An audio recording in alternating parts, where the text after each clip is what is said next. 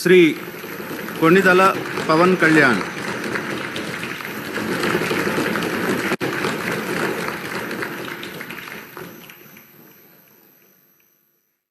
కొణిదల పవన్ కళ్యాణ్ అనే నేను శాసనసభ సభ్యుడిగా ఎన్నికైనందున శాసనం ద్వారా నిర్మితమైన భారత రాజ్యాంగం పట్ల నిజమైన విశ్వాసం, విధేయత చూపుతానని, భారతదేశ సార్వభౌమాధికారాన్ని, సమగ్రతను కాపాడుతానని, నేను స్వీకరించబోయే కర్తవ్యాన్ని శ్రద్ధాశక్తులతో నిర్వహిస్తానని దైవ సాక్షిగా ప్రమాణం చేస్తాను.